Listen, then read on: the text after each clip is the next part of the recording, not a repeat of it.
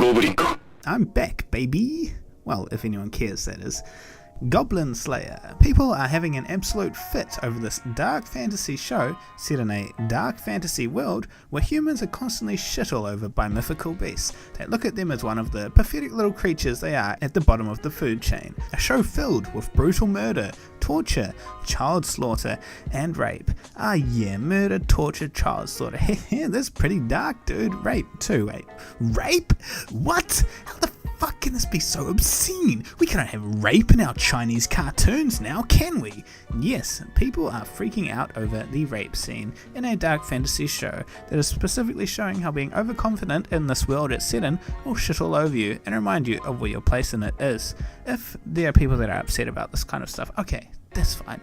I know a really good secret technique to solve that issue for you. It's really fucking amazing and it's just so damn simple. So let me tell you this one great trick to solve all your issues with Goblin Slayer. I'm so generous I won't even charge you for it. You ready for this? Here it goes.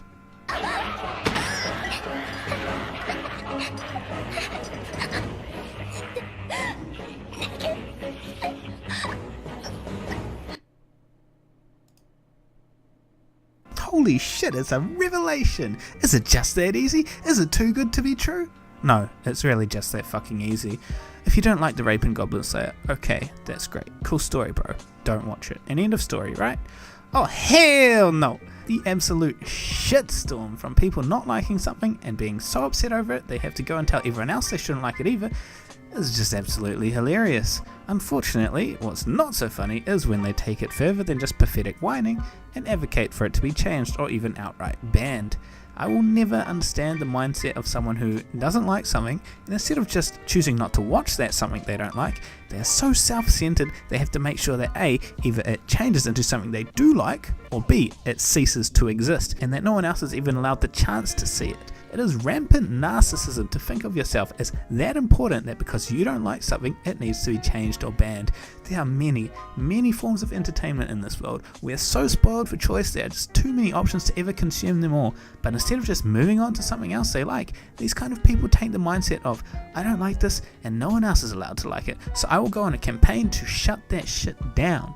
Perhaps it stems from their own insecurity that they know other people will like it, but they just can't stand the notion that other people might actually like something they don't, and they're the odd one out, so they have to change it or ban it outright. So those people don't even get the chance to have a different opinion on it than they do, because their opinion is all that matters. They're just obsessed with changing it to their liking, and it's simply embarrassing, pure narcissism at work.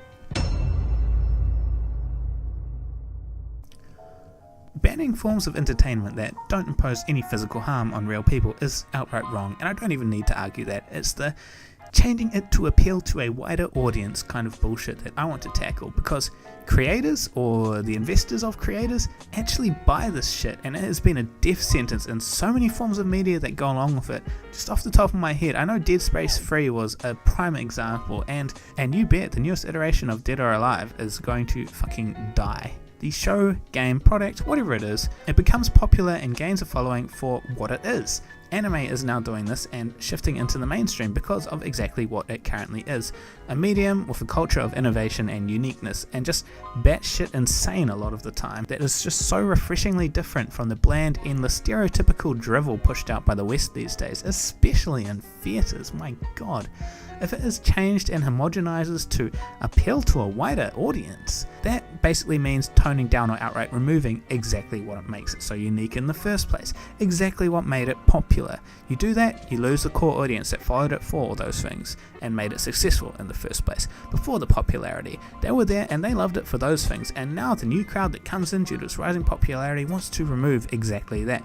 Once the core audience is gone, the product becomes just a shell of what it once was, and the newer, wider audience that it's supposed to appeal to will just wonder why it was popular at all, because it's been homogenized to be just like everything else they've seen, and as they hold no loyalty to it, they'll just move on to the next big thing and leave it dead in the dirt like so many other abandoned products. So, knowing this from so many case studies, who the fuck do the people coming in and saying it needs to change for them think they are? They are the kind of people that just bounce between different things just because they are popular, complain about them being different to what they are used to, advocate for them to change to what they are used to, then suddenly don't find them interesting anymore because, they're exactly what they're used to. Nothing new, nothing innovative, nothing interesting, a dead product. This is what I have a problem with, and what I desperately don't want to happen to anime. Okay, so what about the compromise? Just remove the weird sexual things, the ecchi scenes, the sexualized drawings of children, the weird lucky tsukebe sexual harassment stuff. Is anything of real value lost if this garbage is taken out? Yes it is.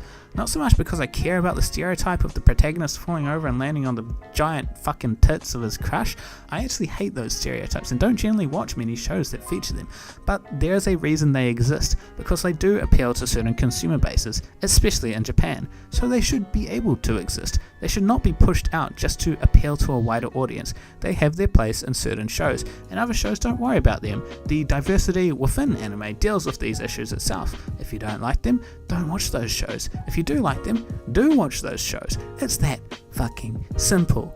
Again, it's just about your choice of what you watch. Watch what you like, don't watch what you don't like. Don't advocate for the stuff you don't like to change just because you think you are so important everything needs to be what you like. It's that fucking simple. In Goblin Slayer, significant value would be lost because the rape here, what people are complaining about, is just disturbing, fetishized, and one of the weird sexualized things to remove from anime, is actually an amazing narrative tool. It quite ingeniously ties in the goblins' reproductive process to how horrific they are to humans.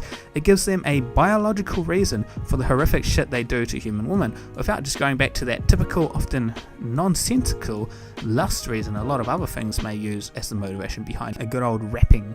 By making the goblins biologically driven to kidnap and impregnate human women, it means, categorically, that there are no good goblins, because it is in their biological programming to do this, and thus justifies the goblin child slaughter at the end of the episode. It is physically impossible for a good goblin to exist because it is coded into their genes to commit one of the most horrific things that can be done to a person, and so we don't sympathize with them even when one of the most horrific things is also done to them, slaughtering their babies. It's actually a really well thought out setting that ties up everything brilliantly to give us this horrific race of monsters that are categorically enemies of all humans and thus deserve no sympathy no matter how brutally them or their children are killed, gassed, culled, and any number of ways they are slayed in a series dedicated to doing exactly that. Now, I know some people would say, why not use something other than rape to do the same job? Surely indiscriminately murdering humans would make the viewer hate the goblins just as much without disturbing them so much because of the sensitive nature of rape? This can't be done exactly because of why everyone is kicking a fit about this. We have been desensitized to murder and death. It's a common theme in almost anything. Someone dying, especially if they are a character we don't particularly know that well, is nothing to us. It happens all the time in every show ever, and this is the same for a variety of other things like beatings, torture. We're just desensitized to it all. I would argue that the two most powerful tools remaining to an author that are still significantly disturbing to the audience are rape or children dying. That means if you're going to have the children of the goblins murdered, you're going to need something of equal weight done to the human side to justify that in the minds of the viewers, that being rape. If you're going to counterbalance it with goblins slaughtering other human children instead, well, then you're going to need to change the entire first episode because it wouldn't work in that scenario that was presented to us. There is not room for a child to be in the setting of this episode. You'd need to do something more akin to following children in a village and then that village invaded by goblins and they're all slaughtered, something like that. But then if that isn't bad enough, because you're changing the entire narrative at that point, a narrative that has been carefully crafted to demonstrate how bad things can go if adventurers underestimate goblins just because they're goblins, something that all other adventurers in the show tease the MC about, this also leaves room for good goblins to exist, because if it's no longer part of their biological code to rape women, why are they raiding that village? For resources like the Vikings used to do? If so, then there may be some goblins that choose not to raid villages, because it's not necessarily in their biological code, it's just out of necessity in this instance, which gives the possibility of good goblins to exist, and thus giving the priestess's argument that they could be good goblins validation, and making Goblin Slaughter a fucking monster for slaughtering the children that could have grown up to be innocent goblins. This now goes against the entire premise of the show, that good goblins do not exist and Goblin Slayer slays them all indiscriminately, and that's cool because they're all fucking evil. Again, this is why the setup is so damn ingenious. It is necessary to create this scenario where good goblins don't exist, and thus Goblin Slayer, no matter how brutal he is a morally good character. He is not designed to be a grey area character, he is designed to be the Goblin Slayer, who slays goblins because they're evil, and we don't have to give a fuck about any morally grey shit. We can just enjoy him murdering goblins.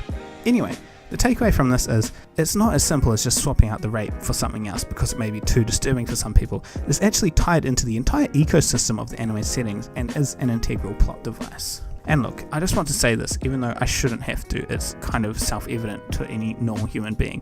I empathise with the victims of rape. It fucking sucks and can change your life forever and should have never happened to you. But I'm sorry, we cannot change the world based on such a tiny minority of the population. It isn't fair for the rest of the people to have something ruined for them because it could upset other people. That, and where does it stop? Rape can't be its own special thing that we put on a pedestal. It would open an argument to be made for anything that could offend. So forget having deaths because family members of people that died could be triggered. Forget having any kind of violence because someone that has PTSD from having the shit beaten out of them could get triggered. This isn't something that is unlikely to happen. These things would go that far. I mean, look at the stuff going on in Canada where the majority's rights are being infringed upon by a tiny minority of the population taking offence as to what pronoun they are referred to. They are literally forcing people to use certain speech to account for a fraction of the population's feelings. Again, I'm sorry, but if you try to worry about every little thing that could possibly cause offence to someone else, you will be paralysed by the amount of possibilities there are and be able to go nowhere and create nothing. Okay, and say that is a case of just swapping out the rape.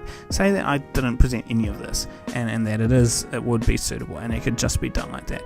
Now, we have a slippery slope here. A slippery slope that is likely to go all the way to the bottom, because the kind of people advocating for this, the type of people who want to change everything to conform to their feelings and worldviews, have demonstrated time and time again that nothing is ever good enough. If you give them an inch, they will take a mile. They are like sharks that if they get so much as a whiff of blood, they will pursue it until they have devoured everything that was interesting or unique about that franchise. It won't just be sexualization, hell you bet your ass no. I mean, another big theme in anime is authoritarianism and fascism, usually portrayed as the villains in many militaristic anime, but sometimes also as the necessity in which humanity turns to against an alien invader, and it makes for some intriguing themes and creates some amazing political anime. But guess what? They have already attempted to attack that. This ridiculous article on Nazis in anime that stemmed from a goddamn uniform of all things, focusing on the tiniest details too. In case you didn't know, Hugo Boss designed the uniforms for the Nazis, so yes, they looked good. Does that mean any other good looking military uniform is going to be Nazi inspired? And my god, if they take issues with a uniform of all things, what would they do if they saw Tanya, a Nazi lolly glorifying a fascist regime? Tanya is a gleaming example of the uniqueness of anime, and I absolutely adore it. Where else would you find a serious story with damn good narrative arcs, tactical warfare, amazing plot and character development, led by the MC being a dude from another world inhabiting the body of a fucking Nazi lolly of all things? The push for homogenization and lack of offense would give no room for something as potentially offensive as this to exist, and that would be a travesty. This kind of thing is exactly why I love anime and manga so much. The absolute ludicrousness of the premises in this medium and how they often pull them off so brilliantly. I mean, there's a manga I've been reading recently where the characters are ancient artworks set in a school rom-com comedy. It's ridiculous and insane, and yet it's drawn so well, and the comedy is great. They pull off a premise that would be unheard of in the creatively bankrupt Western world just brilliantly. You would never see anything remotely as out there as this in the West. Well, thanks for watching. I hope this was somewhat entertaining and explains my perspective on the incessant whining about Goblin Slayer and the course to action to change anime that stemmed from this. I'm back. I have more time on my hands these days, so hopefully I'll actually be able to upload consistently and build this channel. The visual part of my videos might drop a bit because I find that to be the most tedious thing that puts me off making them, so I've decided it is better to make something and put it out than just not put anything out because I couldn't be fucked making the video even after writing the script, which I've done many times in the past. I think it won't really be too much of a hit to the overall video quality because it's the audio that is the main part of the videos. The video itself is just random snippets of shows and memes, so it's really not that important. You can just listen to these while you're doing something else or something. Just think of it like a podcast or something akin to that. I hope this is alright, and if you enjoyed the video, I'll see you next week, hopefully when I Upload consistently.